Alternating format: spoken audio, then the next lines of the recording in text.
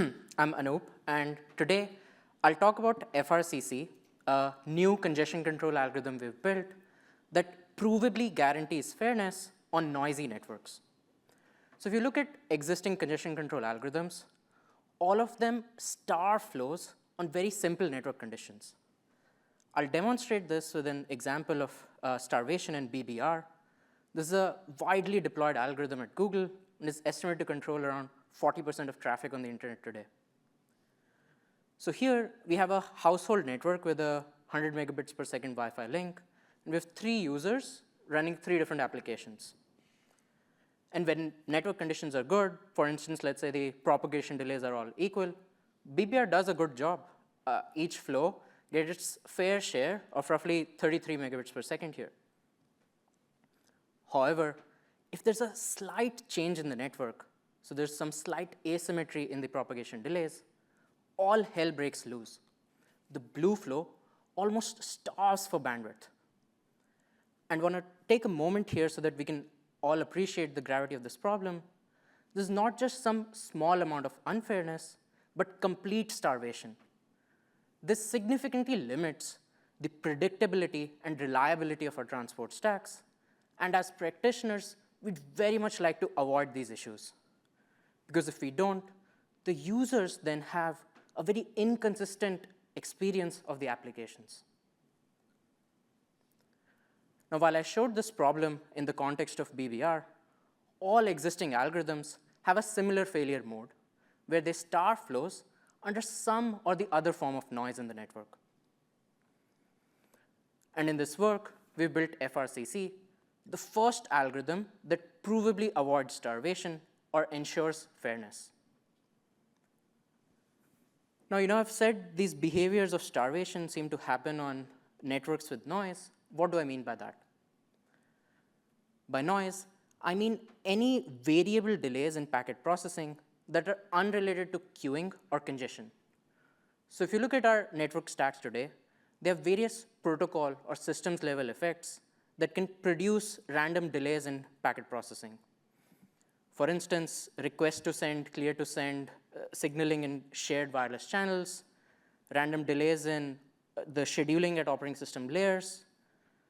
Many devices may batch packets for performance reasons, and so on. All of these effects perturb the processing of packets, creating noise in the RTT samples received by the algorithms, confusing their actions and causing them to starve. To better understand exactly how and why this happens and how we may fix this issue of starvation, I'll use the following outline. First, I'll show a new understanding on how congestion control algorithms reach fairness. In that, I'll show that these algorithms are coordinating with each other by effectively encoding information in congestion signals. Then, I'll show under this understanding how noise corrupts the coordination, causing some of the flows to starve. And finally, this encoding-based perspective of CCA coordination will also help us identify some insights that we'll use to address starvation. So let's start with how these algorithms coordinate. So when flows start on the internet, they don't already know how many flows they're competing with at the bottleneck links. So if you look at 2 cases here, there's 4 flows in the top, 2 in the bottom. And the green flows are consuming 75 megabits per second of the link in both of these cases. And if you look from the perspective of the red flow, even if it were to vary its rate, its observations, so the acknowledgements it gets, are exactly the same in both of these scenarios. And so just from its observations, it has no way of telling how many flows it may be competing with or what its fair share might be.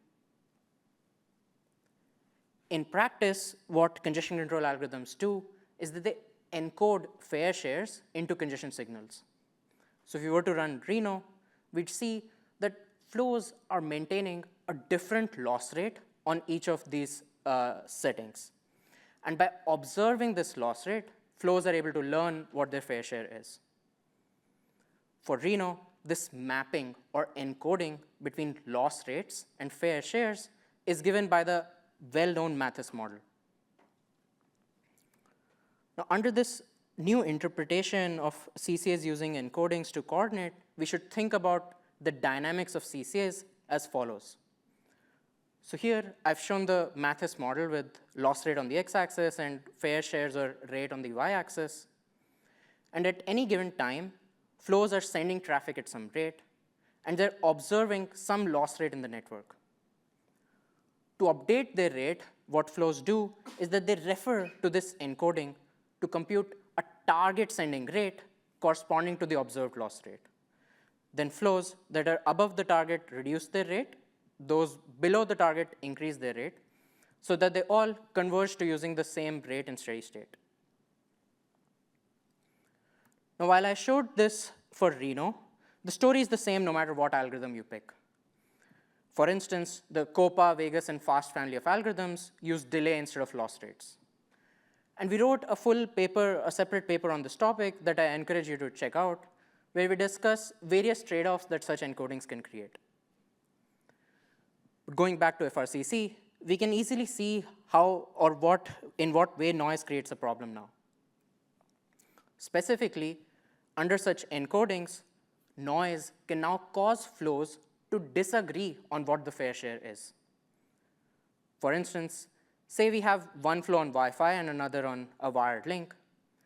These flows are observing a widely different level of noise in the network, which can cause them to have different estimates for the same bottleneck queuing delay. Consequently, under this encoding here, they can have a very different opinion on what the fair share is. Now, this alone is not a big problem in and of itself. There's slight amount of unfairness. What's bad is that due to the shape of the curve here, this disagreement increases with the capacity of the link. And because of this asymptote on the y-axis, even a small epsilon amount of noise can create this arbitrary large disagreement between the flows, causing some of them to starve. So how can we fix this problem? Well, a natural first question is, can we do something to filter out this noise? And if we go back, our community has tried various methods to do this. We've looked at taking minimum, maximum, mean of RTT samples, low-pass filters, and whatnot. The problem is that it's hard to fully eliminate all possible sources of noise. And here, as I've shown, even an epsilon amount of noise can create issues. For instance, here I've shown the RTT samples BBR gets when running on a wired link. Even on this wired link, if we zoom in, there's milliseconds level of noise at finer time scales. This also perhaps explains why this problem hasn't been solved before. Our community has effectively been operating on this hope that better filtering techniques will fix the problem. Instead, we are arguing here that we should embrace there'll always be some noise that we're not able to filter out, and then we should design our controllers to be robust to some amount of noise. Now, unfortunately, just embracing noise also does not immediately give us a solution. So it's shown, the problem seems to be there's this asymptote that's inflating the impact that noise creates. So another natural line of solutions could be, what can we do to get rid of this asymptote? And doing that is not as straightforward. The problem is that we need some encoding here to reach fairness. And to maintain a negative feedback loop, this encoding has to be at decreasing functions. And all such functions have this problematic asymptote that causes starvation. Our key insight in FRCC is that we can get rid of this asymptote by splitting the coordination of fair shares into link capacity and flow count. What we find is that we don't actually need coordination through these implicit congestion signals to estimate link capacity. Each flow can just independently launch probes to estimate what's the capacity of the network. And so we only really need and use coordination to infer how many flows we're competing with, or equivalently, what is the fraction of link that each flow should consume. And so by decoupling this coordination into two pieces, we reduce the amount of information that we need to encode in these noisy congestion signals, allowing us to bound the impact of noise can create, bound the impact of noise, bound the impact that noise can create. Now I'll talk about both of these parts on coordinating link fractions and probing for link capacity one by one. So first, when we're encoding link fractions instead of fair shares, the encoding function changes. It looks something like this. Link fractions is a quantity that's naturally bounded by 1. Consequently, there's no asymptote anymore, and noise can only create a bounded amount of disagreement between the flows. So at a high level, FRCC's operation looks something like this. At any given time, flows are sending at some rate, and they're tracking an estimate of what is the fraction of link they're currently consuming using their sending rate and an estimate of the link capacity. Simultaneously, they're also tracking what is the queuing delay at the bottleneck links. Then, using this coordination encoding, they compute a target fraction of link that each flow should consume, and then update their rate to move towards the target so that they converge to using the same fraction of the link. So that was how we coordinate link fractions. Let's look at how we estimate link capacity. Now, this is not a new problem in networking. We've tried various methods like packet pairs, packet trains, and whatnot to get estimates of link capacity. Unfortunately, all of these existing methods break under noise. And in FRCC, we introduced 2 new insights that allow us to enable accurate capacity estimation. First, if we look at most of the capacity probing techniques, they work by studying the change in delay created by the change in the rate or congestion windows. And when using such estimates, traditionally, we've always looked at the immediate change in delays created by the probes. Our insight is that instead we should look at the sustained delays that probes have created.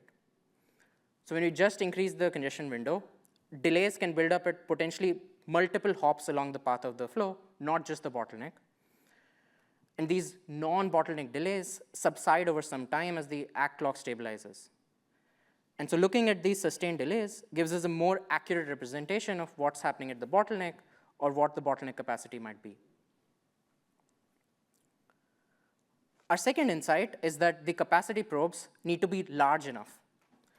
So in past methods, flows typically change their congestion window by small multiplicative factors. This does not work. When there's multiple flows sharing the bottleneck, these are small changes that can barely create delays that are bigger than the amount of noise. And so we cannot really learn if the delays we are creating are due to noise or self-induced queuing. To accurately estimate capacity, we need the flows to create delays that are much bigger than the amount of noise. And so we need to perturb our congestion windows or rates by as much as the capacity of the network. In other words, we need to scale our probe sizes by the number of flows in the network.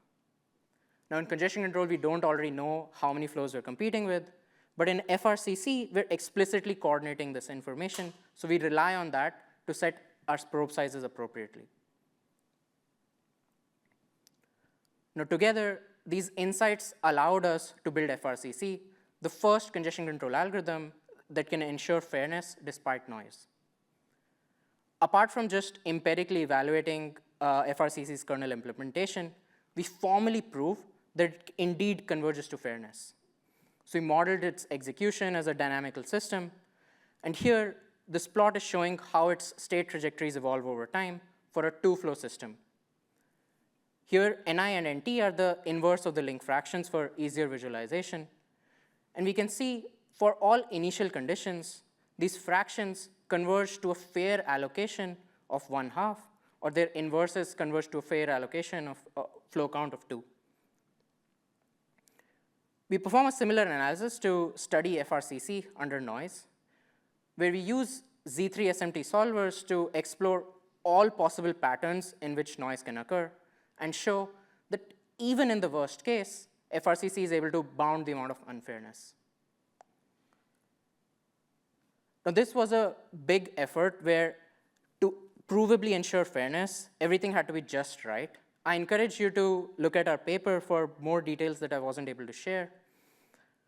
But to summarize, I showed this new understanding of how congestion control algorithms coordinate with each other by encoding information in congestion signals. And I showed how under this coordination, the encodings inflate the impact of noise.